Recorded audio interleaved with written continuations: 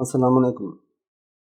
अंगूर खट्टे हैं, वाकया जो खट्टे हैं वो खट्टे ही होते हैं। आप खा कर देखें, बेल के पास चले जाएं, जो वो कच्चे कच्चे ग्रीन सब्ज होते हैं वो खाएंगे तो बहुत वो खट्टे होते हैं।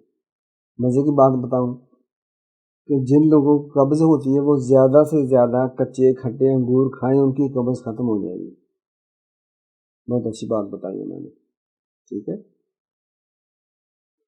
इसका एक और फ़ायदा बताता हूँ खट्टे अंगूरों का। आप इनको बसन में कुचल लें, इनका पानी निकालें,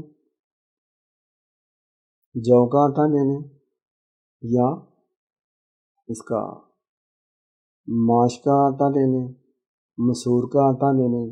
ये भी नहीं मिलता बेसन आपको मिल जाएगा, क्योंकि रमज़ान मुबारक का महीना है।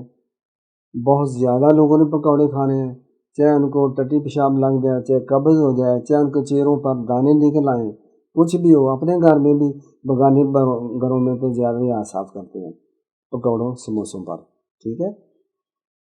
तो आपने बेसन लेना है और खट्टे अंगूरों का रस लेना है, पेस्ट बना लें, लई सी बन जाएगी।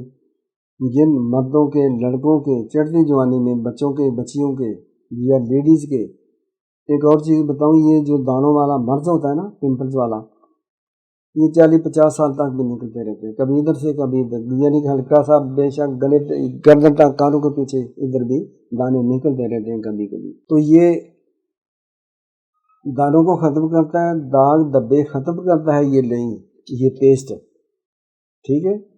बेशक ना खाएं, ये कम से कम 2 घंटे तक लगा रहे, रात को फिर लगा लें।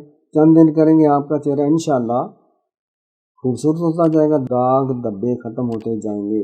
सब्सक्राइब कर दिया करें, तो ये आपका मूल पैसे नहीं लगेंगे। लाइक शेयर करें। अस्सलाम वालेकुम।